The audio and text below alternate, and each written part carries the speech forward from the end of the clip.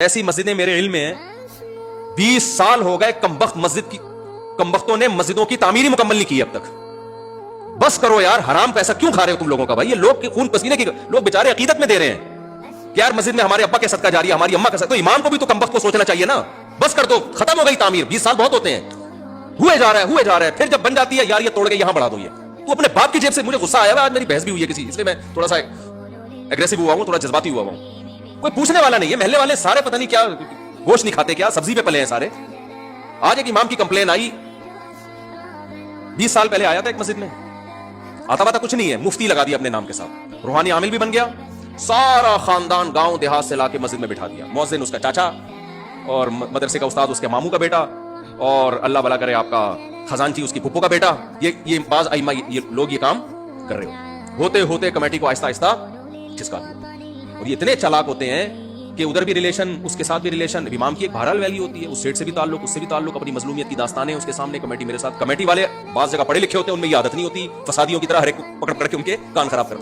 ہوتے ہوتے 20 سال میں مسجد پوری کس کے کنٹرول میں آ گئی؟ امام صاحب اور ان کا پورا خاندان بیٹھ گیا. وہ میرے پاس شکایت آئی کہ وہ تو سولر پلیٹیں بھی امام اپنے گھر میں لے گیا ہے, مسجد کی پلیٹیں. مسجد کے نام پہ کروڑوں روپے چندہ آتا ہے, کوئی حساب دینے کے لیے تیار نہیں ہے. جب امام صاحب سے پوچھو امام صاحب اس کا حساب دیں, امام صاحب کہتے ہیں تمہیں عالم سے بات کرتے ہوئے شرم نہیں آتی؟ علماء عین بھی بڑا گاڑا نکالتے ہیں. یہ علماء سے ایسے بات کی جاتی ہے؟ علماء تو انبیاء کے وارث ہیں بھائی.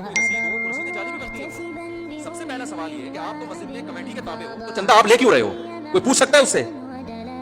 چندہ کمیٹی کے پاس آنا چاہیے نا, انتظامیہ کے پاس آنا چاہیے. آپ کس خوشی میں لے رہے ہو؟ اگر لیا تو فوراً لا کے رسید کٹاؤ اس کی. آپ تو امپلائی کے طور پر آئے ہو یہاں پہ. مارشل نے کب سے لگا دیا آپ نے یہاں پہ؟ کوئی پوچھ سکتا ہے؟ بتاؤ مجھے. میں جذباتی اس لیے ہو رہا ہوں کہ مجھے پتا ہے اس بیان پہ میرے خلاف کتنا ری ایکشن آئے گا اس طرح کے فراڈی مولویوں کی طرف سے. ہم سب سے زیادہ علماء اور مدارس کو, مولاناؤں کو سپورٹ کرتے ہیں, لیکن اس سپورٹنگ کا مطلب یہ نہیں ہے کہ جو 2 نمبریاں مولاناؤں کے ذریعے ہو رہی ہیں اس پہ خاموشی اختیار کر کے قیامت کے دن مجرم بن جائیں. جس امام سے آپ نے چندے کا حساب مانگا اور اس کو غصہ آ گیا, اس کا مطلب یہ 2 نمبر ہے, اس کو فوراً یہاں سے کیا کرو, بولو کک آؤٹ, نکلو یہاں سے. آپ غصہ کیوں آ رہا ہے بھائی تمہیں؟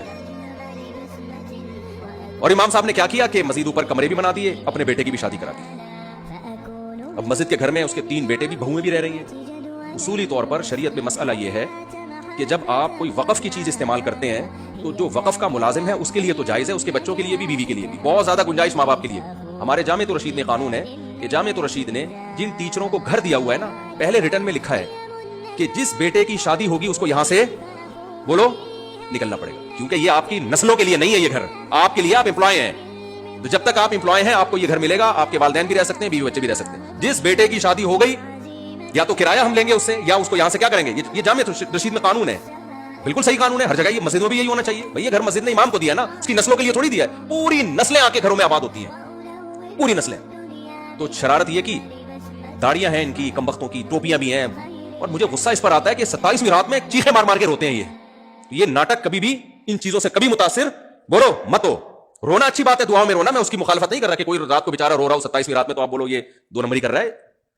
لیکن یہ کرائیٹیریا نہیں ہے کسی کے نیک یا برے ہونے کا کہ وہ دعاؤں میں لمبی لمبی ہاتھ اٹھا کے روتا ہے. بھائی آپ نے اس کے ساتھ معاملات کر کے دیکھے, معاملات میں 1 نمبر ہے تو بغیر روئے بھی اچھا ہے. وہ معاملات میں 2 نمبر ہے تو بھائی یہ ناٹک کی ہمیں ضرورت.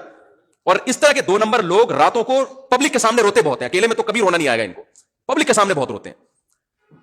یہ بھی بہت غلط طریقہ ہے میرے بھائی, تو ہوشیار رہنا چاہیے ان چیزوں سے.